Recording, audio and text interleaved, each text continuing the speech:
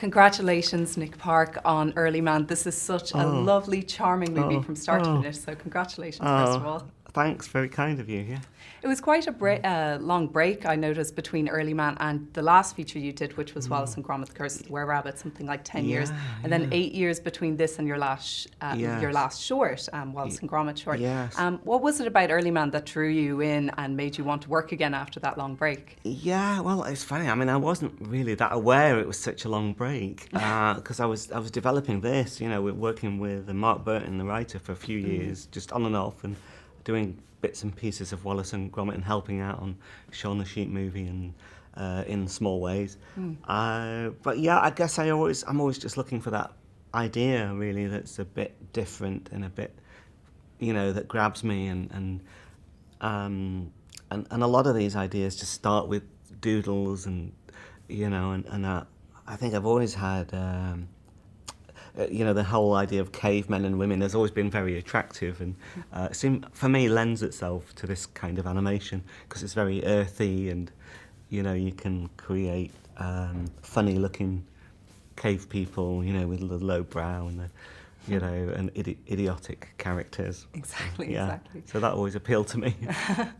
You're working with an absolutely great cast here. You've got the likes of Eddie Redmayne, Tom Hiddleston and Maisie Williams, to name just a few of them. But what I found really interesting was the way you directed them and the way they became their characters.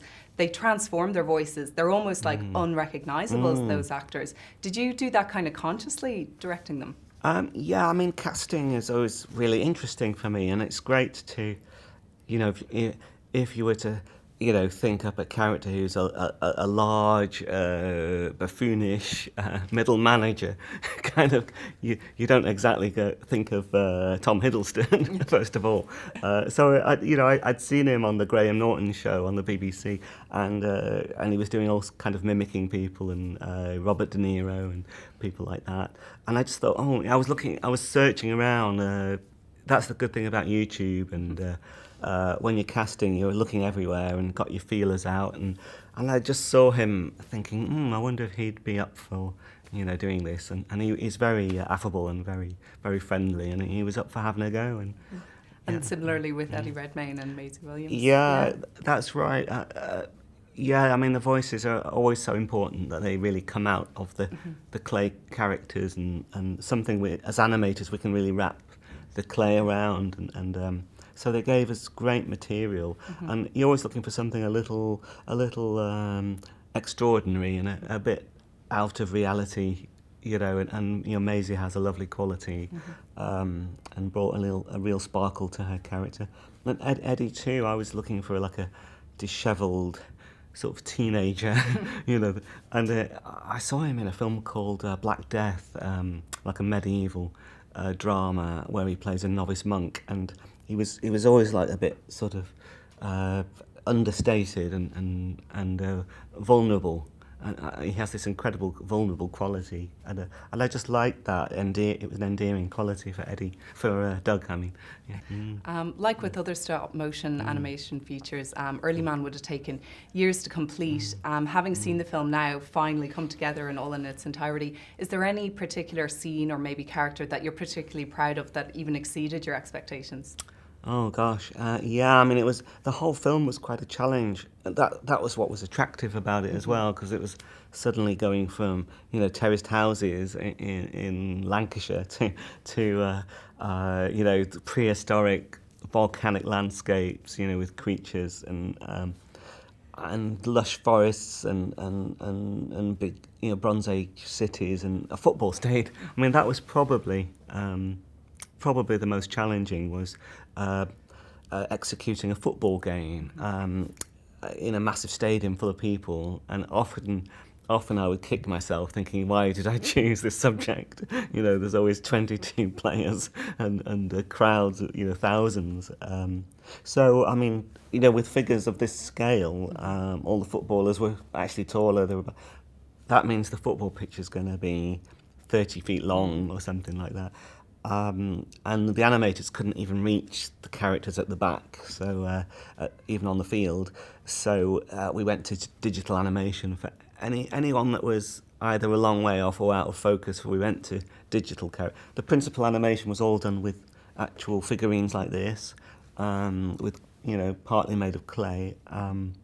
But all anything in the background or out of focus was, or a long way off, was digital. The crowd was almost entirely digital.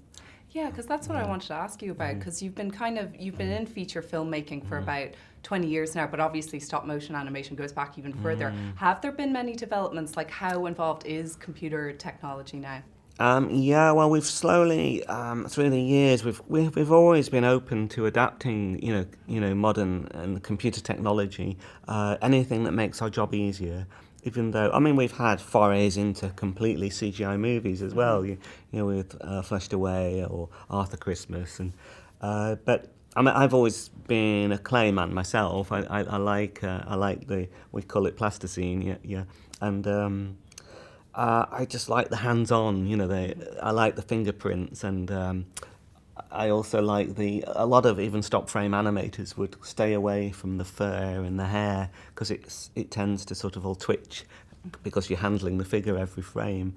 But I kind of like the way that kind of harks back to Ray Harryhausen and way beyond that, to the early King Kong, and I love that quality. But now, our first feature films were shot on film. Now we shoot everything. It's still stop frame, but it's digital. The cameras are digital cameras. And that offers you a lot more possibilities. You can do all sorts after you've shot it. You can't really... It's not like CGI where you could go back in and change the actual animation or... but it's a safety net. You can, if a tree falls over or whatever, or moves during a shot, it hasn't ruined the shot. You can actually go back and fix it in post-production.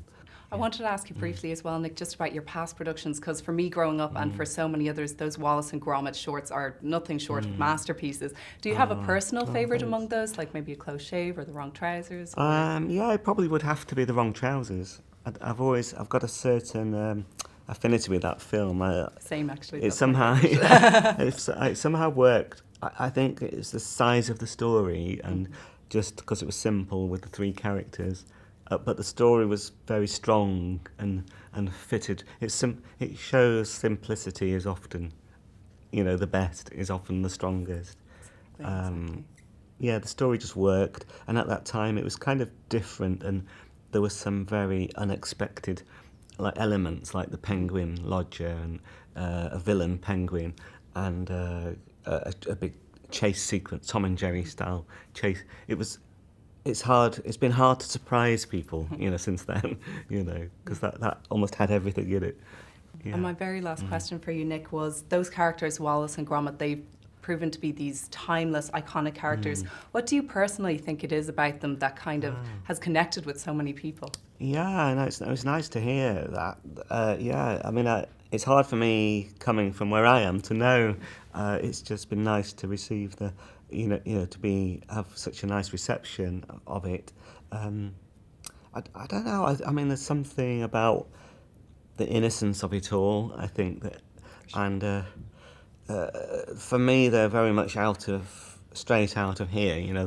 They're for me as a kid and as an adult at the same time, and I relate very much to Gromit, and I think he relates very much direct. Often looks at camera, so he relates direct to the audience, and I guess he's unjustly treated in a mild kind of way by his master, who's a bit insensitive but funny and lovable, so it's kind of lovable, but I always try to keep a slight edge in there as well, so it's not too twee,